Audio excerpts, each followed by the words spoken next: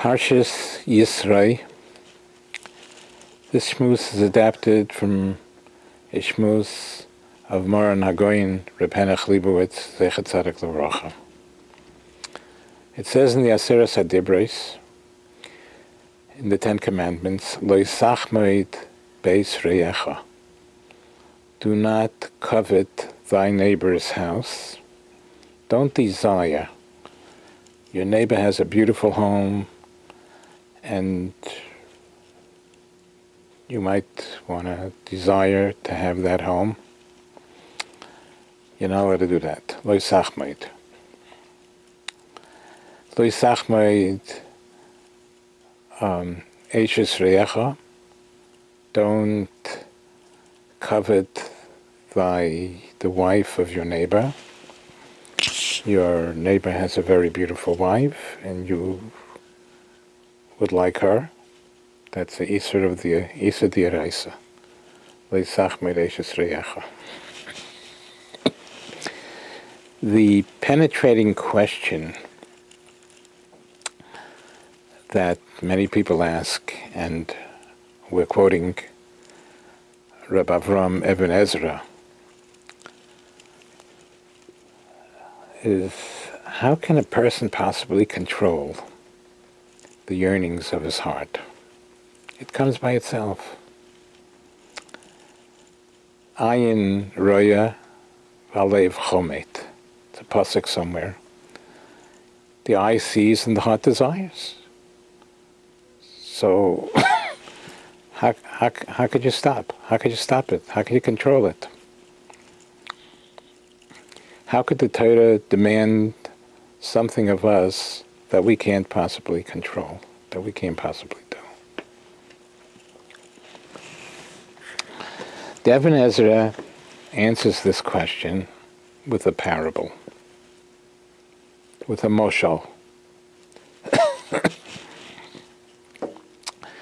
If a person is thoroughly convinced that something is unattainable, there's no way he could get it, no feelings of desire will be aroused within him. To give an analogy,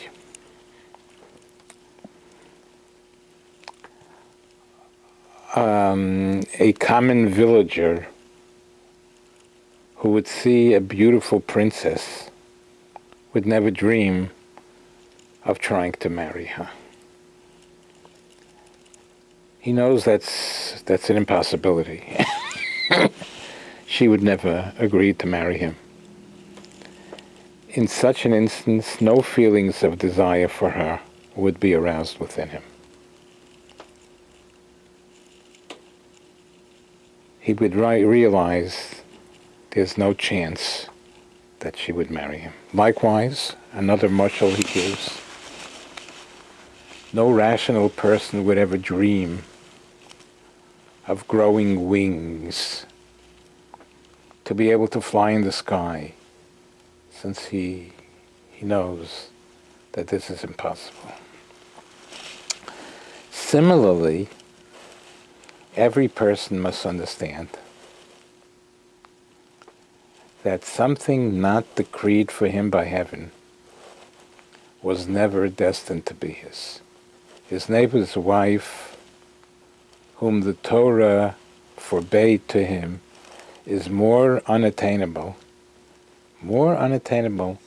and distant from him than the case of the villager trying to marry the princess or growing wings to fly in the sky. There's nothing that can take something that was decreed by heaven to be by somebody else, to be yours. And that's really the meaning of Emunah B'Hashem. Emunah B'Hashem, we believe that Hashem created everything, and Hashgacha Protis, there's divine providence the Rebbeinu Shalom allots to whomever he wants, whatever he wants. That's all Emunah b'Hashem. Hashem created everything, and he allots it to whomever he wants. If my friend has something, there's nothing I can do to get it. It was given, it was decreed by heaven to be the other person's.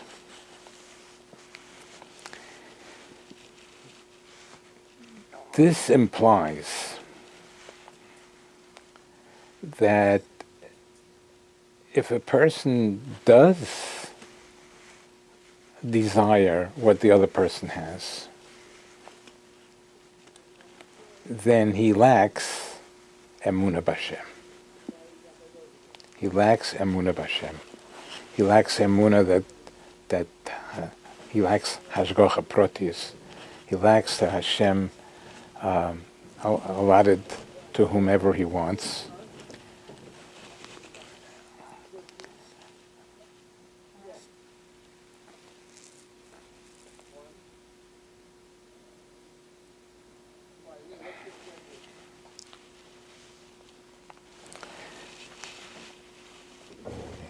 He lacks Emunah b'Hashem.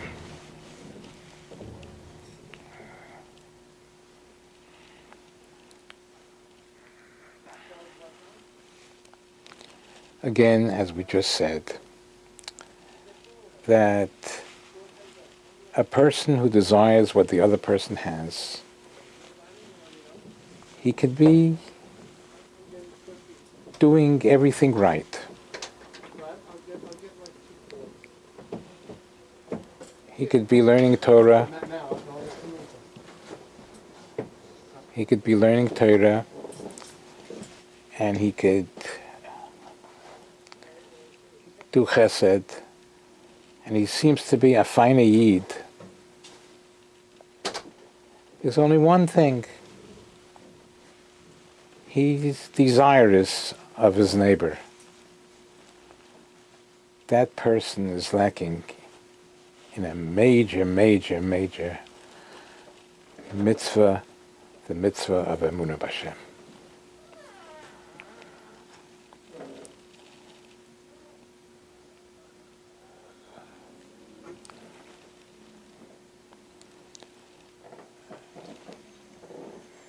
Also, so this is the first thing that we have to realize, that we can be doing everything right. There's only one thing we're wrong. We're doing wrong, and that one thing is, I want what my friend has. That person is not from. Is not so from. He could be learning Torah, he could be doing chesed, but he lacks basic Emunah b'Hashem. The second thing we learn, that if one wants to stop this, what can I do to stop wanting what my friend has? How does he battle it? How does he confront it? You might think that he has to sit down and work on himself to stop desiring. No, it's not going to get him anywhere. He has to go straight to the battlefield. The thing that is causing him to desire, he can't just get rid of by stop desiring. He has to be mechazek. He has to strengthen his Emunah b'Hashem. His Emunah b'Hashem, that Hashem created everything, and Hashem, there's divine providence in giving to each one whatever Hashem wants, and who should get it. That is Emunah b'Hashem. So the battlefield to get rid of desiring what the other person has is to strengthen his Emunah b'Hashem. And thirdly,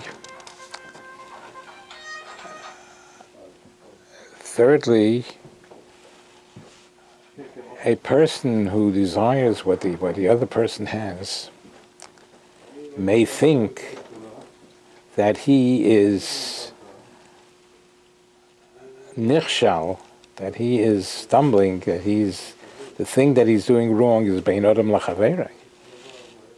What do I do? Bein adam lachaverei, between man and man. I want what the other person has. But in reality, it may be not only bein adam lachaverei, but it may be bein adam lamokim also. It might be that he is over, and it is. Not only it might be, it definitely is a blemish in bein adam lamokim also.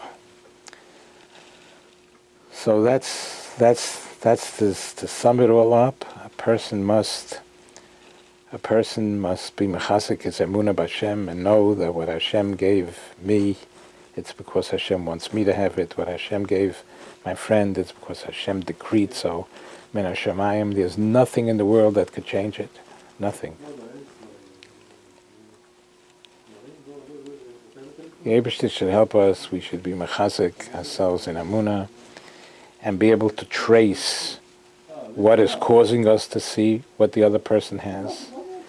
And the way to trace it is to fight against it in the main battlefield, which is emunah. It's not just stop desiring. It's not just bein adam lachaverei. It's bein adam lamokim also. The Eibishter should help us that we should be able to strengthen our emunah b'Hashem, that Hashem created everything, and Hashem allots it, allots whatever He wants to whomever He wants. If it all comes from Hashem, that's what Hashem wants. The Eibishter should help us. We should be zercha to strengthen our emunah b'Hashem and our emunah in Hashgacha Pratis. Amen v'amen.